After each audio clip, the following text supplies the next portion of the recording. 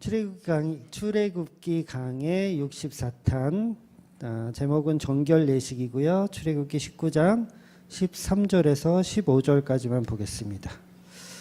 출애굽기 19장 13절에서 15절까지 같이 읽도록 하겠습니다. 그런 자에게는 손을 대지 말고 돌로 쳐 죽이거나 화살로 쏘아 죽여야 하리니 짐승이나 사람을 막론하고 살아남지 못하리라 하고 나팔을 길게 불거든 산 앞에 이를 것이니라 하라. 모세가 산에서 내려와 백성에게 이르러 백성을 선결하게 하니 그들이 자기 옷을 빨더라.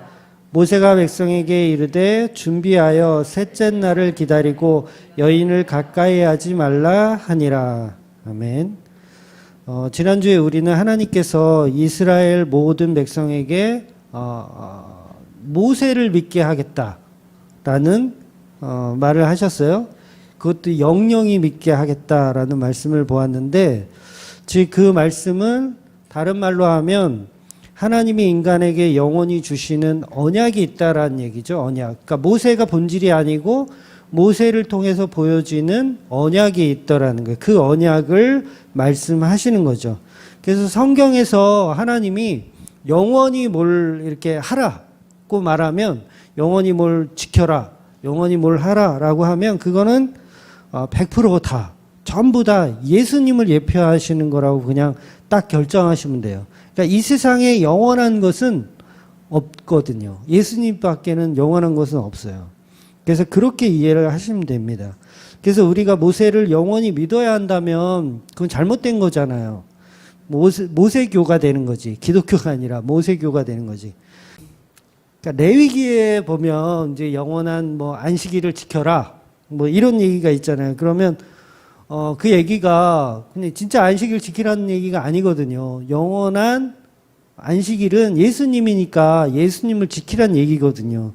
그래서 우리가 토요일임에도 불구하고, 안식일이 토요일임에도 불구하고 주일날 나와서 예배 드리는 이유가 다 예수님으로 예표된 말씀으로 이해하기 때문에 우리가 주일날 모이는 거거든요. 그래서 영원히 지켜야 할 대상은 예수님이라는 거죠. 문자가 아니라, 하나님의 주신 그 말씀의 문자가 아니라 우리가 지켜야 할 대상은 바로 예수님이라는 거죠. 그래서 모든 날과 절기는 전부 안식일이든 할례든 11조까지도 전부 예수님으로 지켜내는 것, 이제 그걸 영원한 언약이라고 이렇게 말씀하고 있는 겁니다. 그래서 성경이 말하는 영원한 것은 오직 예수님으로만 우리가 지킬 수 있다라는 거. 그래서 그 예수님이 바로 알파와 오메가, 처음과 나중. 영원한 것은 오직 예수 그리스도밖에 없다라는 거죠. 그러니까 우리 그 G드래곤 노래 중에 그 삐딱하게라는 노래 보면 영원한 건 절대 없어 이러거든요. 의미 맞나 이게? 영원한 것은 절대 없어. 그러니까 인간에겐 영원한 것이 맞아요. G드래곤 말이 맞아요. 영원한 것은 인간에게는 절대 없어요. 그러니까 인간의 사랑 또한 영원하지 않다라고 이렇게 유행가 가사가 그렇게 말하고 있는 거예요. 그러니까 인간들이 하는 사랑, 우정, 영원한 건 절대 없다. 그러니까 님이라는 글자에 점 하나만 찍으면 남이 되는 세상이기 때문에 영원한 것은 절대 없는 거죠. 그래서 이 세상에 영원한 것은 오직 예수님밖에 없다는 겁니다. 인간들이 만들어내는 사랑은 1000일 정도? 보통 이제 학자들이 남녀 간의 사랑을 하면 한 1000일 정도가 이제 유효 기간이라고 하더라고요. 그때는 이제 콩깍지가 씌어가지고 막 서로 사랑하는데 1000일이 지나면 이제 그 콩깍지가 벗겨지면서 이제 소용이 없어진다는 거죠. 그래서 1000일이 지났음에도 불구하고 남녀가 서로 사랑하면 그건 이제 결혼해도 된다는 그런 이제 사인으로 생각하라는 그런 전문가들이 그렇게 얘기를 하더라고요.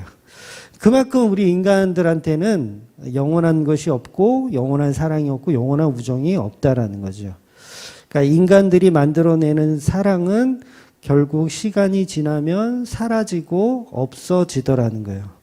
그러니까 이 우주 자체가 영원하지 않잖아요. 언젠가는 사라질 소모품이에요. 하나님은 이 우주를 만드시고 영원히 존재하게끔 창조하신 게 아니라 소모품입니다. 그러니까 무엇에 대한 소모품이냐면 예수 그리스도의 사랑을 알리기 위한 하나의 소모품으로 천지를 창조하신 거예요. 그래서 지구가 이제 태양하고 지구하고 이렇게 충돌할 수도 있잖아요. 한 50억 년이 지난 후면 그 어떻게 알아요? 계속 그 태양 주위를 지구가 돌다가 언제 수틀려 가지고 밖으로 튕겨나가든지 아니면 그 태양으로 빨려 들어가서 부딪히든지 둘 중에 하나겠죠. 지금은 이제 그 중간 형태를 유지하고 있지만 어느 순간에는 충돌을 해서 이 세상의 모든 논리는 사라져 버린다는 거예요. 그러니까 지구가 태양과 부딪혀서 사라졌어. 그랬을 때 인간이 갖고 있었던 철학, 뭐 문학, 뭐 역사 이런 게 남아 있나요? 전혀 남아 있지 않아요. 모든 거는 다 사라지는 거예요. 흔적도 없이 그냥 지구의 멸망과 함께 사라질 뿐입니다. 그런데 영원한 게 하나 있는데 그 영원한 건 바로 예수 그리스도라는 거죠. 그래서 영원한 것은 오직 예수님의 사랑과 은혜밖에 없음을 알고 그 은혜를 가지고 신앙생활을 하는 것, 그것이 이제 바른 성경적 관이라는 거죠. 그래서 영원한 것을 보고 영원한 것을 섬길 수 있다라는 건 우리가 예수님을 바르게 믿어야 하는 이유이고 그것만이 이제 영원한 것이라는 거죠. 그래서 우리는 그 영원한 것을 쳐다보기 때문에 세상의 것을 별로 그렇게 막 대단하게 생각 안 하는 거예요. 막 기네스북 같은 거 막 인간들이 해가지고 막 기네스북 같은 거 막 이렇게 하잖아요. 그럼 우리가 막 거기에 열광하고 박수치고 하지만 사실 그거 아무것도 아닌 거죠. 그래서 코로나19가 오거나 말거나 신경도 안 쓰는 사람들도 있어요. 저는 약간 그래요. 저는 코로나19가 있거나 말거나 저는 별로 그렇게 신경을 안 씁니다. 제가 잘났다는 게 아니라 그 왜 윤은혜 맞죠? 장관, 교육부 장관 아닌가요? 교육부 장관님이 그런 얘기를 했어요. 얼마 전인데 지금 바뀌었는지 모르겠는데 코로나19로 사회적 거리두기를 3단계로 격상을 만약에 한다. 최고 단계잖아요. 3단계가. 최고 단계로 격상을 하더라도 수학 능력 시험은 강행한다. 요 말을 며칠 전에 했어요. 지금 바뀌었는지 모르겠는데. 근데 이 말을 한번 뒤집어 보면 무슨 말이냐면 코로나로 아이들이 코로나를 걸려서 몇 명이 이게 확진이 되더라도 그거보다 수학 능력 시험이 더 중요하다. 그 말이에요. 이해가 되세요? 그러니까 애들이 코로나 걸려서 뭐 한 반에 막 몇 명씩 집단으로 걸리더라도 이 수학 능력 시험을 치르는 게 더 중요하다라고 보는 거예요. 그러니까 그거에 대해서 이제 의견이 이제 나누겠죠. 어떤 사람들은 야, 굉장한 직업 의식이다. 그렇지. 수학 능력 시험이 더 중요하지라고 칭찬을 해주는 사람도 있는가 하면 어떤 사람들은 야, 그게 무슨 짓이냐. 애들의 그 생명이 더 소중하고 애들의 건강이 더 중요하지. 그깟 시험이 뭐가 중요하냐라고 이제 반대하는 의견도 있을 거라는 거죠. 근데 우리는 그거에 대해서 뭐 옳고 그름을 따져서 서로 정죄할 필요는 없고 고작 우리가 사실은 그 시험, 인간의 시험에 우리가 그렇게 찬반을 나누더라는 거예요. 그 자체를 제가 설명드리고 싶은 거예요. 그런데 우리가 영원한 것을 추구하고 영원한 것을 예배하고 있잖아요, 우리는. 그러니까 막말로 해서 수학 능력 시험보다 예배가 더 하찮습니까? 그렇지는 않잖아요. 그러니까 물론 예배는 이제 매주 드릴 수 있는 거고 수학 능력 시험은 1년에 한 번이니까 그게 이제 문제가 되죠. 이제 수학 능력 시험에 안 가면 1년을 재수를 해야 되잖아. 근데 우리 교회도 만약에 한 번 빠지면 1년을 출입을 금지시켜.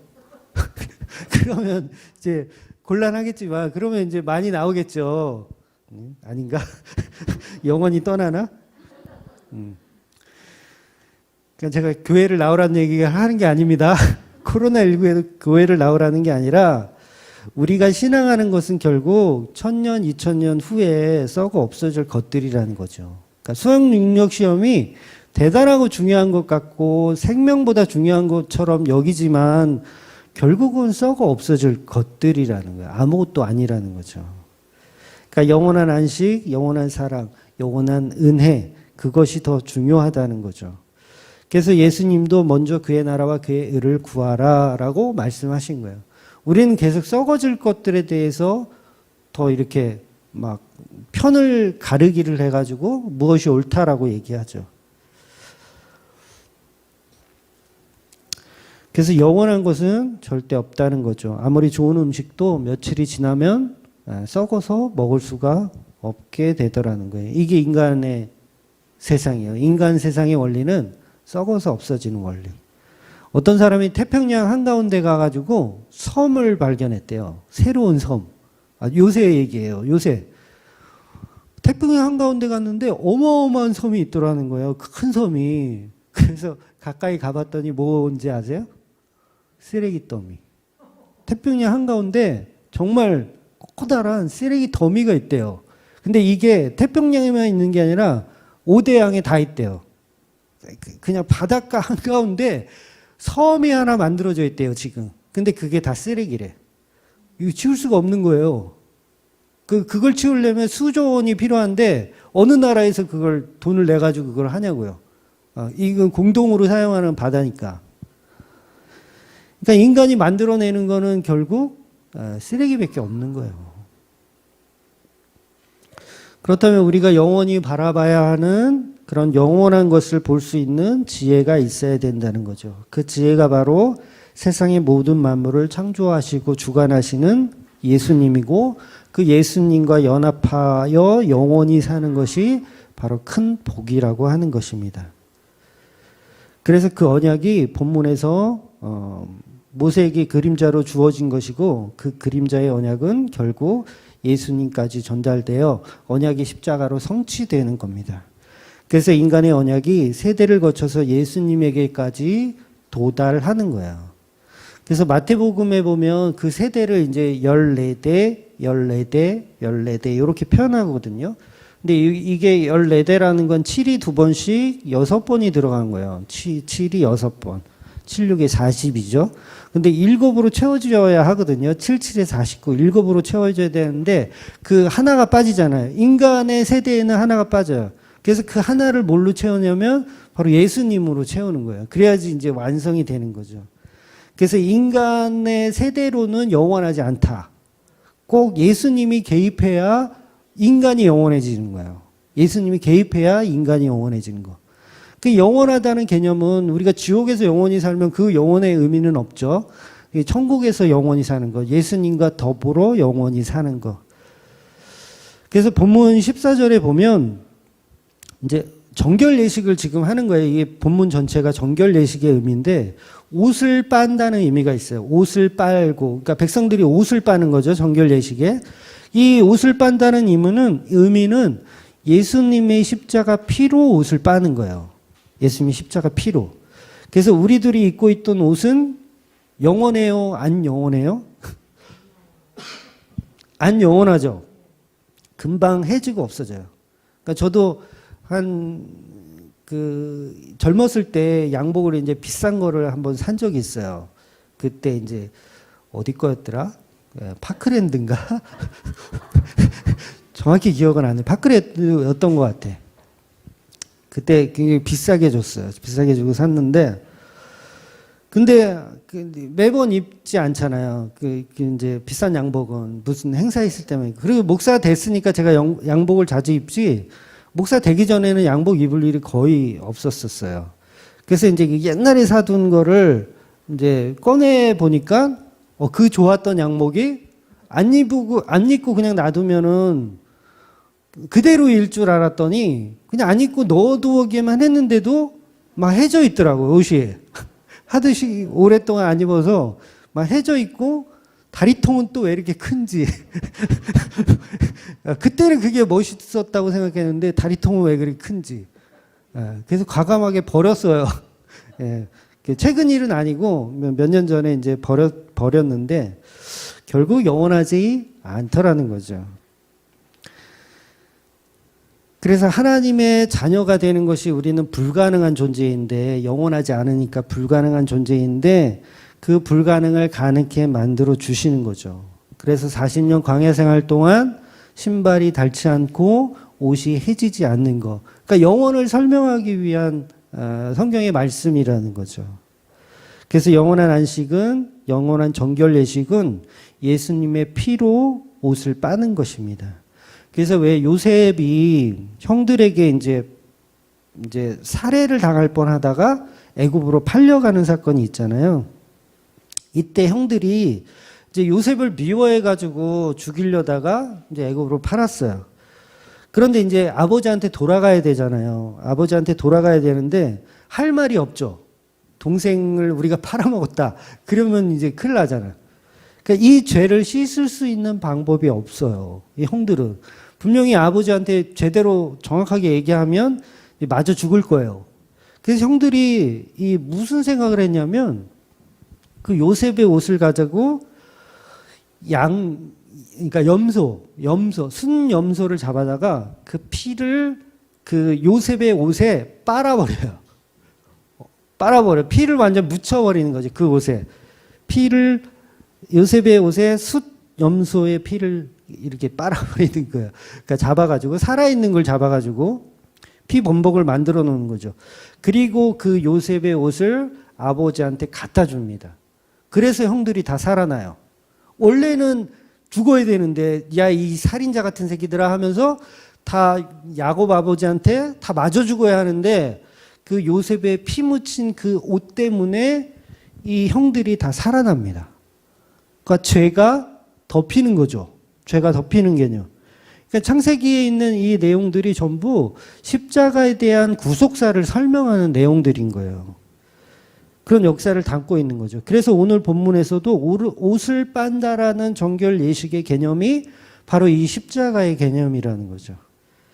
그래서 출애굽기 29장에서나 레위기 8장 같은 곳을 보면 핏뿌림에 대한 이야기가 나와요. 핏뿌림에 대한 이야기. 그래서 아론의 옷에 피를 뿌려요. 아론의 자식들한테도 피를 뿌립니다. 짐승의 피를 뿌리는 내용이에요. 일종의 정결 예식이죠. 이것도. 그러니까 정결 예식은 예수님의 십자가 피를 설명하는 거죠. 그 피를 고스란히 표현하고 있는 겁니다. 그래서 정결 예식은 그 자체가 십자가를 상징하고 있다. 그래서 성경에는 피를 묻혀야 거룩하게 된다. 이렇게 설명하는 거예요. 피가 묻어야 거룩하다. 이렇게 얘기하는 겁니다. 요한계시록 19장 13절 볼게요. 또 그가 피 뿌린 옷을 입었는데 그 이름은 하나님의 말씀이라 칭하더라. 그러니까 피 뿌린 옷을 입는 자가 누구냐면 이 피 뿌린 옷을 입는 자가 예수님이고 성도들이라는 거예요.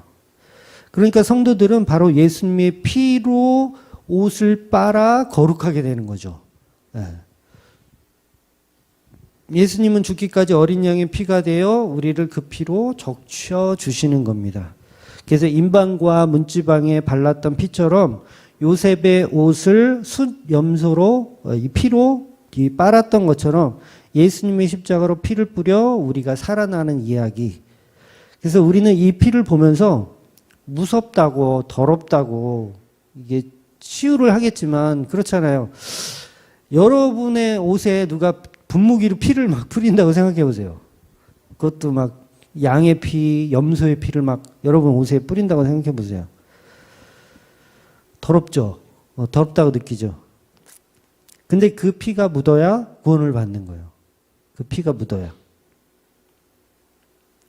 그래서 본질을 모르면 우리가 무섭고 더럽게 느껴지지만 본질을 알면 그 자체가 은혜이고 정결한 예식이 되는 거죠. 그래서 눈물 없는 핏뿌림은 없습니다. 눈물 없는 핏뿌림은 없어요. 그래서 동물의 죽음, 그 죽음을 이야기하는 거기 때문에 그래서 예수님은 그 피로 인해서 고멜과 같은 우리 창녀들을 이제 신랑으로 되게끔 하여 주시는 거죠. 바로 이것이 십자가 사랑입니다. 그러니까 오늘 제목의 정결 예식을 다른 말로 하면 십자가 의식인 거예요. 십자가 의식. 바로 그 예수님이 우리를 피 흘려 사랑하시는 우리들의 신랑이기 때문입니다. 여러분 정결 예식을 하는데 15절에 보면 여인을 가까이 하지 말라 이런 말이 있어요. 여인을 가까이 하지 말라. 굉장히 뜬금없죠. 정결 예식하면 뭔가 좀 이렇게 좀 뭔가 고행과 뭐 그런 걸 해야 될 것 같은데 뜬금없이 남녀의 사랑을 부정하는 것처럼 얘기해요. 남녀의 사랑 부정하는 것처럼. 3일 동안 정결 예식을 하는데 부부 관계를 갖지 말래요. 이게 무슨 연관이 있는 거죠? 그러니까 부부는 서로 사랑하는 관계잖아요.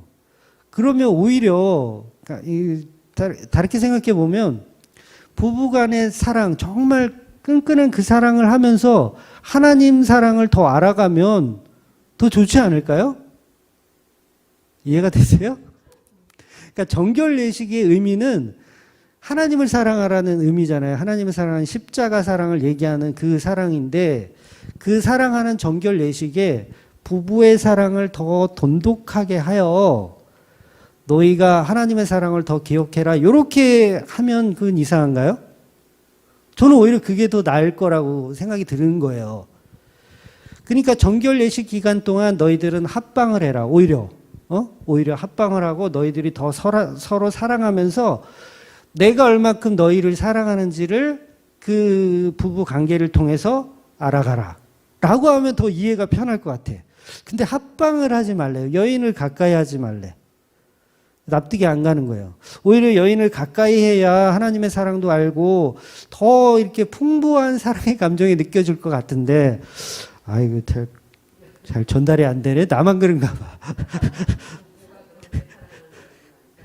아, 그런가요? 그러니까 이 본문의 본질은 뭐냐면 신랑 예수만이 우리들의 남편이다. 그 얘기를 하고 싶다라는 거죠. 신랑 예수님만이 우리들의 남편이고 우리들이 신부다라는 거를 설명하는 거예요. 그러니까 남자가 아내를 사랑하면 부정하다는 말이 아니에요. 이게 지금 그런 의미로 하는 게 아니라, 그래서 어떤 목사들은 이 말씀을 왜곡해가지고 무슨 작정기도 같은 거 이렇게 하잖아요. 기도원 같은 작정기도 하면 사모님하고 별거를 해요. 각방을 써요. 일부러 부정탄다고. 그런 목사들이 있어요. 일부러 내가 작정기도 기간에 40일 기간 동안은 그 사모님과 합방을 하지 않아요. 부정탄다고. 그러니까 이게 왜곡된 거예요. 성경은 그런 얘기를 하고 있는 게 아니라는 거죠. 그러니까 정결 예식 기간에 여인을 멀리 하라는 이야기는 예수님만이 우리 성도의 배우자라는 걸 설명하고 있는 거죠. 그래서 이 정결 예식 기간에 여인을 멀리 하라는 말씀을 비유적으로 우리에게 하시는 겁니다. 그러니까 이 세상을 창조하시고 아담과 하와를 창조하여 아내로 주시면서 서로 사랑하라 그러잖아요. 그러니까 서로 군림하는 게 아니라 서로 사랑하라고 하잖아요. 그러니까 아담과 하와를 주신 이유가 뭐냐면 남녀 간의 서로 사랑을 통해서 하나님의 사랑을 배우라는 의미거든요. 그러니까 이게 지금 제가 설명드린 그 설명이에요. 그러니까 이런 창조의 섭리 속이라면 정결 예식 자체도 그 반대로 했어야 된다는 거죠. 너희는 서로 합방하라. 그래서 사랑이 무엇인지 배우고 사랑이 어떤 것인지 알아서 내가 너희를 얼마나 사랑하는지를 더 알아가라. 이렇게 해야지 이게 구조가 맞다라는 거예요. 제가 설명드리고 싶은 거는. 그래서 서로 사랑하는 것, 이게 사실 맞는 거죠. 서로 부부끼리 서로 각방을 쓰라는 게 아니라 서로 사랑하는 게 맞는 거예요. 과연 왜 우리를 부부로 만들어 주셨을까? 이 세상에. 단순히 인간들끼리 사랑하고 기쁨을 누리라는 얘기는 아닌 거예요. 부부로 이렇게 아담과 하와를 만들어 주신 건 서로 너희들끼리 사랑하고 끝내라는 게 아니라 서로 사랑하면서 그 사랑을 통해서 하나님의 사랑을 배워가라는 거죠. 배워가라는 거. 여러분, 사랑도 해본 사람이 하는 거 아세요? 네. 사랑도 해본 사람이 해요.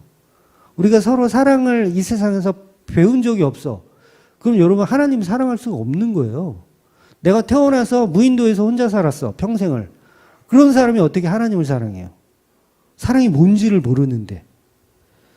그래서 하나님이 창조의 질서 속에 가정을 주시고 부부의 연을 주시고 자식을 낳고 사랑하게 하는 그 개념이 하나님의 사랑을 배우게끔 하려는 시스템을 우리에게 선물로 주신 거죠. 그래서 창조의 질서는 그 사랑 배우라고 주시는 겁니다. 그러니까 자식을 낳아 보신 분들은 뭐 대부분 낳아 보셨죠? 대화 보시면 알겠지만 값없는 사랑을 하게 되잖아요. 값없는 사랑. 이건희, 지난주에도 말씀드린 이건희 회장님과 내 자식이 빠졌을 때 이건희 회장을 안 구하고 내 자식을 구하더라는 거죠. 그게 왜 그럽니까? 그게 사랑하기 때문에 그런 거잖아요. 그러니까 값없는 사랑을 배우라는 거죠. 그래서 사랑을 통해서 하나님 마음을 우리가 알아가는 겁니다. 그래서 웬만하면 독신을 고집할 필요는 없어요. 독신을 고집할 필요는 없어. 그러니까 물론 바울처럼 직접 예수님과의 사랑을 경험한 사람은 굳이 결혼을 안 해도 돼요. 그런 사람은 이제 예외이고, 그렇지 않은 사람들은 부부 생활을 통해서 하나님 사랑을 알아가고 또 자식을 키우면서 그 사랑을 알아가는 거, 이게 이제 창조의 질서라는 거죠. 그래서 천주교는 이제 사제들은 결혼 안 하잖아요. 수녀들도 결혼 안 하고. 저는 그건 바른 성경과는 아니라고 생각해요. 그러니까 자기가 바울 코스프레 하는 거죠. 자기들이 바울 코스프레 하는 거. 그러니까 아담이 하와를 얼마나 사랑합니까? 얼마나 사랑해. 내 뼈 중에 뼈요, 내 살 중에 살이다 라고 고백하면서 그 말은 너는 또 다른 나다. 너는 또 다른 나다. 그 얘기, 그 고백이거든요. 이것이 바로 성경이 말하는 부부 사랑의 방식이에요. 부부 사랑의 방식. 아내를 내 몸과 같이 사랑해라. 내 몸과 같이 사랑해라. 10번째 계명이 뭐예요? 내 이웃의 아내를 탐하지 말라. 이 말을 다른 말로 하면 내 아내를 탐해라. 네, 좀 표현이 그렇지만 내 아내를 사랑해라. 이런 얘기잖아요. 그러니까 자기 아내는 아주 많이 사랑하라는 거죠. 아주 많이 사랑하는 거. 그러니까 많이 사랑해 주세요. 우리 남편분들이 별로 없는데 네, 아내를 많이 사랑해 주시고 아내들도 남편을 많이 사랑해 주시면서 뭘 배우는 거냐면 하나님의 사랑을 배우시는 거예요. 아무튼 이렇게 인간들이 서로 사랑하라고 하시는 것의 진정한 의미는 바로 예수님과 신부된 교회의 사랑을 말씀하시는 겁니다. 그래서 창세기 2장에 등장하는 여자, 창세기 2장에 이제 하와를 여자라고 이제 표현하잖아요. 이 여자라는 이 단어하고 오늘 본문에서 나오는 여인이란 단어하고 똑같은 단어예요. 여인을 멀리하라 했을 때 이 여자가 바로 이 여자예요. 그러니까 아담한테 하와를 멀리하라고 하는 거예요. 완전 이거 다른 얘기를 지금 뜬금없이 오늘 본문이 하는 거예요. 그러니까 아담과 하와는 예수님과 교회에 관한 이야기를 그림자로 보여준다라는 말이 되는 거죠. 그러니까 너네들끼리 아담과 하와끼리 서로 사랑하고 그게 끝나면 안 되고 십자가를 보려면 여인을 멀리해야 되는 거예요. 그게 본질이 아니고 진짜 사랑은 하나님과의 사랑이라는 거죠.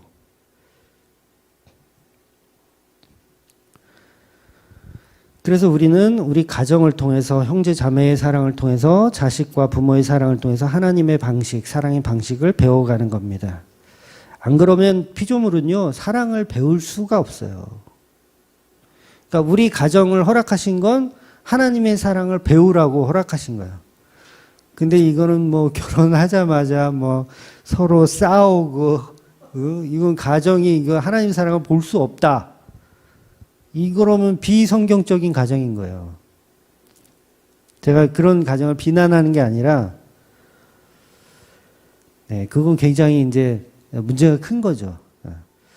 그래서 왜 그 요새 얼마 전에 그 이슈 되는 거 보니까 한 연예인이, 일본 그 연예인인가요? 여자분이 이제 결혼도 하지 않고 애를 낳았어요. 그러니까 뭐 정자를 기증받아가지고 그냥 처녀인데 정자를 기증받아서 애를 낳았어요. 근데 이거 가지고 또 말이 많죠. 막 뭐 그 좋은 거다, 뭐 나쁜 거다 말이 많은데, 예, 비성경적입니다. 그거는 비성경적이지만 비난할 필요는 없고 그렇다고 그게 옳다라고 칭찬해 줄 것도 아닌 거예요. 예. 그러니까 자랑할 만한 일은 아닌 거죠. 자랑할 만한 일은 아닌 거예요. 그렇다고 막 비난받아야 하는 일도 아니지만, 그러니까 성경적으로 보면 그냥 비성경적인 행동이다라고 하는 거죠. 부모와 자식이 왜 존재할까요? 부모와 자식. 그러니까 우리 사람이 이 민들레 꽃은요, 이게 그 씨앗이 막 바람에 날려가지고 이렇게 후 불면 막 후 뿌려서 날아다니잖아요. 그러다가 어느 곳에 이렇게 딱 정착을 하면 거기서 씨를 내리고 이제 싹을 피워서 민들레가 피어나죠. 식물은 그런 스타일로 돼 있어요. 근데 만약에 포유류가 그런다고 생각해 보세요. 포유류가 날아다니다가 어느 벽에 딱 붙었는데 여기서 착상이 된 거야. 여기가 막 아기가 막 태어나. 이런 상상 해보셨어요? 아기가 막 태어나. 막 드럼 밑에서 아기가 하나 막 자라고 있어. 실제로 식물들은 그렇잖아요. 막 아스팔트 사이에서 보도블록 사이에서 막 새싹이 나와. 그더니 막 자라. 어떤 거는 막 꽃을 피우기도 하고, 이제 가만 놔두면 열매도 막 맺는 경우도 있잖아요. 토마토 같은 거는 막 길에도 막 싹이 나가지고 열매를 맺어요, 토마토가. 근데 사람이 그렇다고 생각해 보세요. 얼마나 끔찍해요. 그러니까 인간은 그렇게 태어나지 않고 반드시 부모의 양육을 통해서 태어나게끔 만드신 거예요. 이게 창조의 질서예요. 그러니까 포유류의 관점으로 보면 식물이 얼마나 징그러운 거예요. 막 이것들은 아무 데서나 막 착상이 돼가지고 막 나오잖아요. 싹이 막 올라오잖아요. 그런데 인간만 유독 양육을 받아야 하는 존재로 태어나더라는 거죠. 그래서 제가 여러 번 말씀드리지만 동물들은 태어나자마자 막 걷기도 하고 뛰기도 하고 뭐 얼마 안 있어서 막 사냥도 하고 그러는데 우리 인간은 사냥시키려면 한 20년은 키워야 돼. 20년 키워도 백수들이 아주 수두룩하잖아요. 그게 뭐냐면 양육하면서 사랑을 배우는 거죠. 사랑을 충분히 배우는 거예요. 우리 아이들이. 어른이 될 때까지 사랑을 배우는 거예요. 그래서 그 사랑을 배운 그것으로 하나님을 알아가는 거죠. 하나님을 알아가는 것. 그러니까 창조의 사랑, 십자가의 사랑을 우리가 간접적으로 느끼고 이해하는 가장 큰 도구가 바로 부부부터 시작하는 그런 가정을 이루는 울타리인 겁니다. 그래서 가정에서 남편은 아내를 사랑하고 부모는 아이들을 사랑하는 것. 그러니까 우리에게 가정을 허락하신 이유는 예수님의 사랑 배우라고 허락하신 거예요. 그러니까 남녀가 결혼하는 이유는 예수님의 사랑을 배우려고 결혼하는 것. 근데 그 목적이 아니라면 결혼을 안 하는 게 낫죠. 네, 그 목적이 아니라면. 그러니까 너희들끼리 시집가고 장가가고 잘 사는 거, 그게 뭐가 문제가 돼요? 아무 문제 안 되죠. 근데 성경은 그걸 죄라고 얘기한단 말이에요. 그러니까 가정을 통해서 하나님을 발견하지 못하고 예수님의 사랑을 발견하지 못하고 너희들끼리 그냥 사랑하는 거, 요걸 죄라고 얘기하는 거예요. 그게 세상 속의 껍데기라고 하는 거예요. 그래서 시집가고 장가가느라고 하나님의 잔치에 참여하지 못하잖아요. 그걸 예수님 말씀하시잖아요. 시집가고 장가가느라고 잔치에 참여하지 못하는 그 상태. 그걸 죄라고 얘기하는 거예요. 여러분, 노아의 홍수에 사람들이 막 빠져 죽어요. 얼마나 끔찍한 죄를 지었으면 사람들이 노아의 홍수에서 바다에 빠져 죽을까요? 어떤 끔찍한 죄를 지어서. 그래서 성경은 그 노아의 홍수 때를 보면서 죄악이 관연했다. 이 세상에 가득했다라고 얘기해요. 근데 성경은 여러분 다시 한번 읽어보시면 특별한 내용이 없어요. 그들이 뭘 잘못했는지. 그러니까 뭐 살인을 했다, 아니면 뭐 N번방을 만들어서 뭐 누구를 괴롭혔다, 이런 얘기가 있습니까? 없어요. 무슨 얘기 하냐면, 그러니까 하나님의 아들들이 사람의 딸들의 아름다움을 보고 결혼했다. 그 얘기예요. 아니, 사랑해서 예쁜 애들 데리고 결혼하는 게 뭐가 죄가 돼? 그렇지 않아요? 저라도 예쁜 여자 만나서 결혼하고 싶지, 못생긴 여자와 결혼하고 싶겠어요? 그게 뭐가 죄가 되느냐는 거예요. 근데 성경은 그걸 죄라고 얘기한단 말이에요. 그러면 우리가 시집가고 장가가는 게 죄인 거예요. 왜냐하면 그 시집가고 장가가는 걸 통해서 하나님의 사랑을 발견해 가야 되는데 하나님의 사랑을 발견하는 것을 목적으로 하지 않고 우리가 서로 사랑하는 거, 우리끼리 서로 장가가고 이렇게 화목하게 사는 거, 그걸 죄악이라고 하는 거예요, 성경이. 굉장히 놀라운 말씀입니다. 아니, 그냥 내가 일상을 살아가는 거, 여러분 세상 사람들이 왜 지옥 가요? 뭐 살인자예요, 그들이? N번방을 만들었어요? 그냥 시집가고 장가가고 자기네들끼리 열심히 사는데 왜 그 사람들을 왜 지옥 가냐고요. 하나님 보실 때는 본질을 놓쳐버린 상태인 거예요. 그걸 세상 사람이라고 얘기하고 그걸 노아의 홍수 때 죽은 사람들과 동일하게 보는 거예요. 굉장히 놀라운 얘기죠. 그러니까 가정을 꾸미는 것은 하나님의 사랑을 알아가라고 가정을 꾸려야 되는데 사람들은 그걸 이용해 먹고 나의 가정 꾸리는 것과 나의 행복만을 추구하고 살면 그게 본질을 잃어버린 겁니다. 그래서 하나님의 사랑을 자기네 방식으로 탈취해 가는 거죠. 탈취해 가는 거.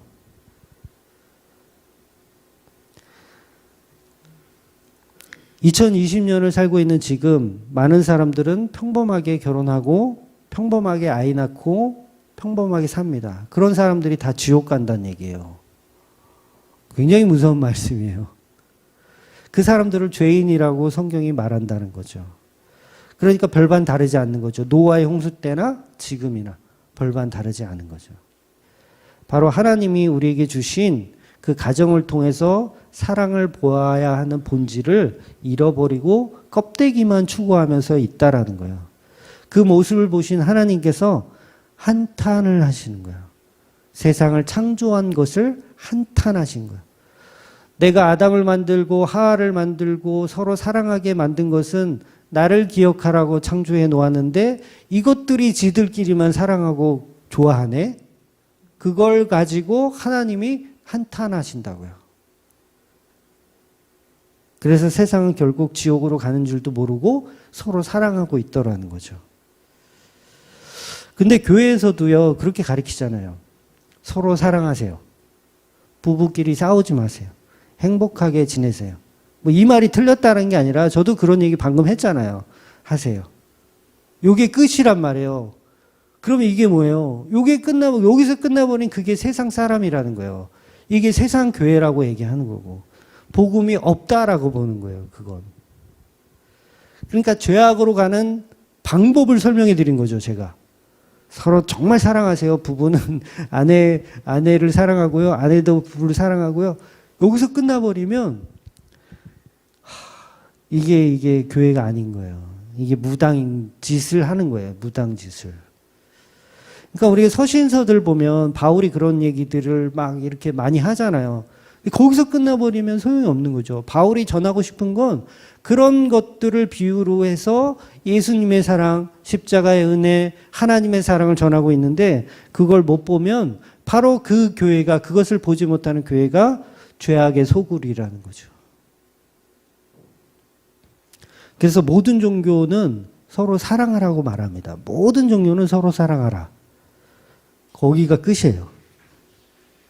그런데 기독교만 유독 서로 사랑하는 거에서 끝나는 게 아니라 그것을 통해서 하나님의 사랑을 알아가라 라고까지 얘기해 주는 거죠.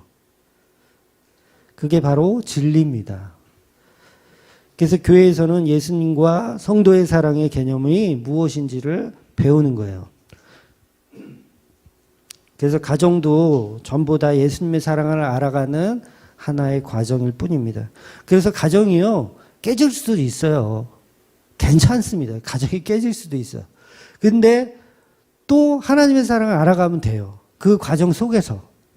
그건 중요한 게 아니에요. 그래서 우리 교회 그 목사님도 어느 교단인가 보면 막 이혼하고 그런 사람은 안 주는 그런 교단도 있었거든요. 요새는 거의 없는데 옛날엔 있었어요. 근데 그 아무 문제가 아니에요. 그건 다 껍데기라고요. 껍데기. 그래서 실제의 본질은 가정을 통해서 예수님의 사랑을 알아가는 것. 이게 바로 오늘 본문에서 이야기하고 있는 여인을 멀리하라는 개념인 거예요.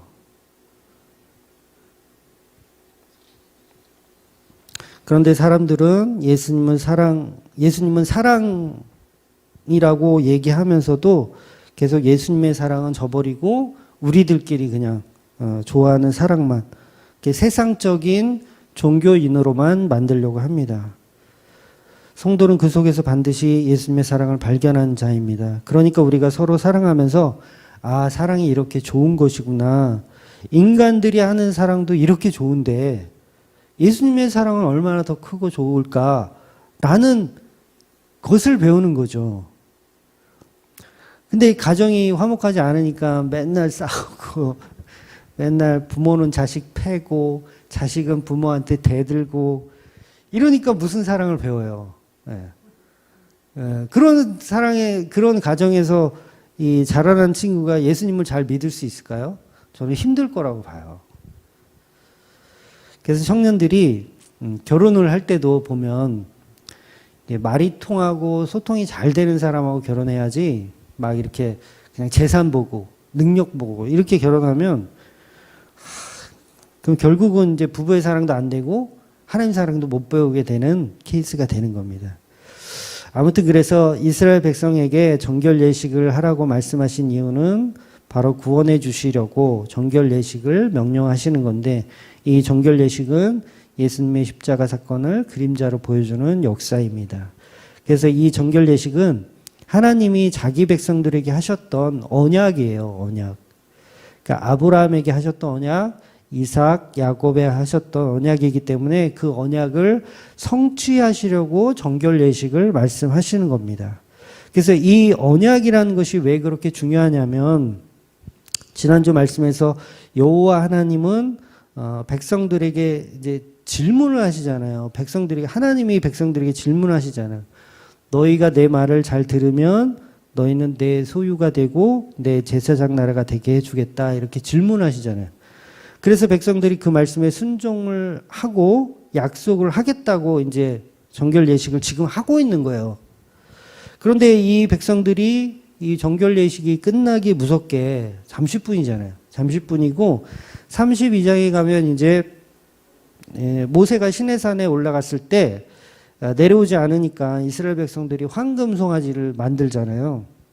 그러니까 우리가 믿음이 있는 것 같아도 예수님이 눈에 보이지 않으면 금방 황금 송아지를 또 만드는 거죠. 그러니까 바알을 만드는 거고 나라는 우상을 또 만드는 거죠. 또 다른 신을 만들어서 거기에 기뻐하고 즐거워하는 거예요. 서로 사랑하는 것에만 기뻐하고 즐거워하는 거죠. 서로 사랑하는 거. 그러니까 추수감사절에 무배추를 올려놓고 서로 우리가 풍년을 다 기뻐하며 즐거워하는 거, 신나게 찬양하는 거. 그게 이제 우리가 바알을 섬기는 거라고 말씀드렸잖아요. 그래서 오늘 본문의 정결 예식의 목적을 이스라엘 백성들은 결국 풍요나 번영, 번성 이런 걸로 보고 있지만 결국 그게 만들어내는 거는 황금 송아지라는 거죠. 우리는 모든 정결 예식을 통해서 봐야 하는 건 예수님의 십자가 사랑, 십자가 은혜를 봐야 되는 거죠. 그래서 제사장 나라로 만들겠다라는 그 의미는 뭐냐면 여러분 제사장은 모든 백성을 대표해서 죽어야 되는 자리인 거 아세요? 제사장은 그 지성소에 들어갈 수 있는 유일한 사람입니다. 그런데 거기에 방울 달고 들어가요. 죽는 자리예요. 누구 하나의 죄가 있으면 지성소에 대제장이 들어갔다가 하나님께 제사 올리다가 죽어요. 죽는 자리예요. 그러니까 이스라엘 백성을 내가 제사장 나라로 만들겠다라고 했는데 사람들이 다 오케이 하잖아요. 그 말씀의 진위는 너희를 예수 그리스도처럼 다 죽는 자로 만들겠다라는 거예요. 그러니까 저와 여러분이 제사장 나라가 된다는 건 십자가 앞에 죽는다는 거예요. 근데 뭣도 모르고 이스라엘 백성들이 우리가 그럼 제사장 나라가 되겠습니다라고 하잖아요. 근데 그게 얼마나 끔찍한 일인지를 배워가는 거죠. 그 끔찍함 속에 죽으신 예수를 발견하는 거죠. 그래서 정결 예식의 목적은 전부 예수님의 십자가를 알아가고 배워가는 데 목적이 있습니다. 그런데 우리는 이 정결 예식을 다른 방식으로 자꾸 이해를 합니다. 그래서 정결 예식을 잘 하고 나면 복을 받는 걸로 그렇게 다 생각하죠. 그러니까 풍요와 다산으로 생각하는 거죠. 정결 예식만 잘 해내면 하나님이 풍년을 주실 거다. 비를 내려주실 거다. 이렇게 변질을 시켜놓는 거예요. 그러니까 하나님의 목적은 정결 예식 끝나면 너희들은 다 십자가에 죽어야 돼. 이건데 우리는 풍요를 상징하는 거야.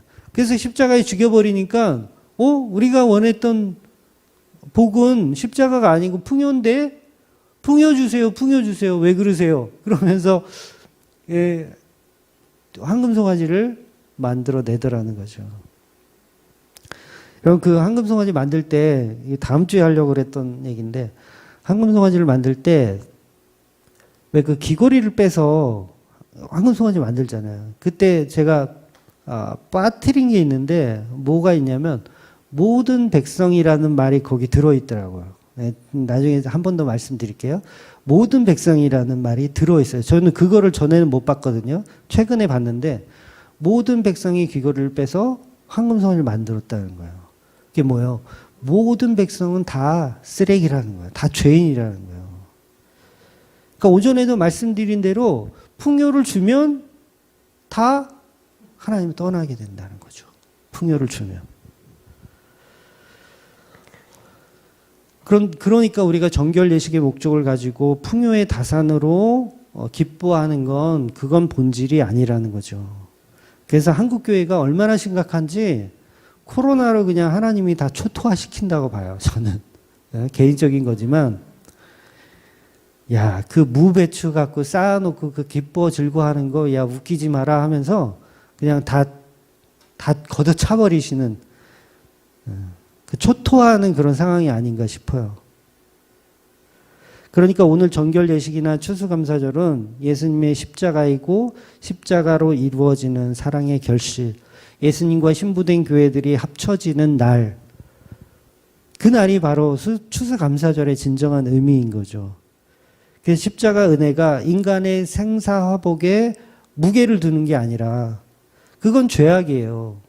인간이 잘 먹고 잘 싸고 결혼하고 시집가고 장가가고 요거에 무게를 두는 그건 십자가 은혜를 계속 배척하는 겁니다. 모든 사랑은 십자가로 끝났기 때문에 우리는 모든 생사화복이 예수 그리스도에게 있음을 고백하고 그 사랑과 은혜로 살아가시는 저와 여러분 되시기를 주의 이름으로 축원드리겠습니다. 아멘.